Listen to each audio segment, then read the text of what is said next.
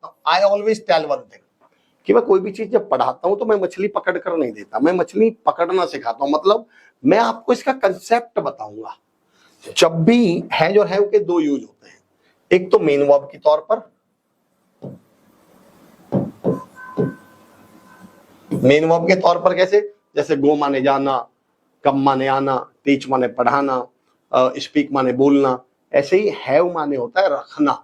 अब यहाँ रखने का मतलब ऐसे कोई चीज उठा के नहीं रखना, यहाँ रखने का मतलब होता है मेरे पास कोई चीज है। जैसे मैं बोल रहा हूँ मेरे पास एक मोबाइल है, मेरे पास 100 रुपए हैं, मेरे पास गाड़ी है, बंगला है, बैंक बैलेंस है, मेरे पास माँ है। तो ऐसे सेंटेंसेज को जब आपको बोलना होता है तो ये बोलते समय ध्यान देना। जैसे मैं बोलता हूं मेरे पास एक कार है,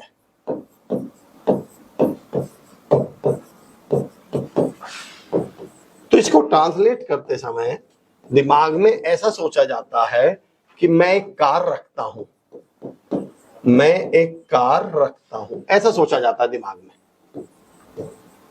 मैं एक कार, ऐसा सोचा जाता है दिमाग में। अब ताहे तीहे तेहे वाला आप समझ गए होंगे कि भाई ताहे तीहे तेहे वाला सेंटेंस है, उसके सिंपल सेंटेंस को कैसे बनाते हैं हम।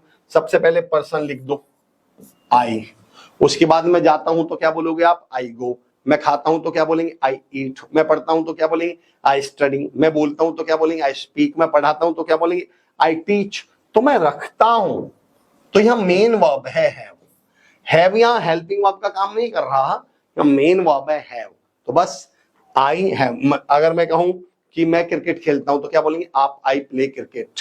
तो ऐसे ही I have car, I have a car, मेरे पास आई हैव अ कार, मेरे पास एक कार है। ये आपका सेंटेंस बन गया।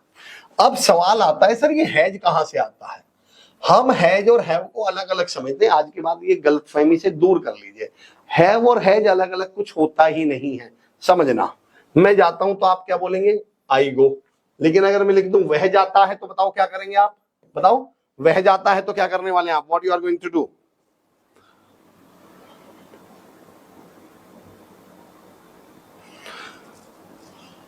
Shashi Bhushan ji, I think it's almost 8:25, you have to see it.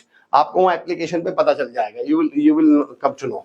जल्दी बताओ ही के साथ क्या आएगा, आई गो। मैं जाता हूं तो क्या करेंगे, वह जाता है तो क्या करेंगे आप, आई स्पीक।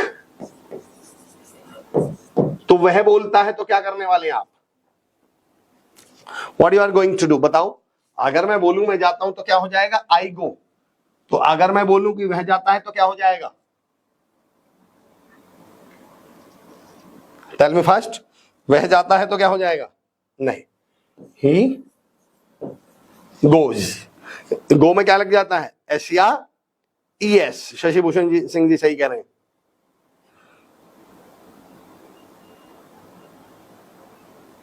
जल्दी है ना। तो आप क्या कर दिया आपने, गो में क्या लगा दिया, ई एस। अब ये गोज कोई अलग वर्ड है क्या, नहीं।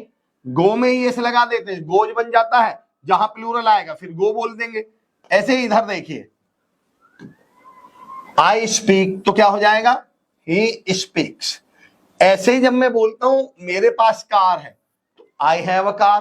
अब अगर मैं बोल दूं उसके पास कार है तो ही के साथ गो में ई एस लग गया, स्पीक्स में एस लग गया। तो भाई हैव में भी एस लग जाता है, और जब हैव में एस लगता है तो वो बनता है हैज। तो हैज कोई अलग वर्ड नहीं है, हैव में एस लगाने पर ही क्या बनता है, हैज। तो he has a car, he has a car, उसके पास एक कार है। तो जब कोई सिंगुलर व्यक्ति के बारे में you are talking about a single person, किसी एक व्यक्ति के बारे में बात कर रहे हैं तो आप हैज लगा देंगे।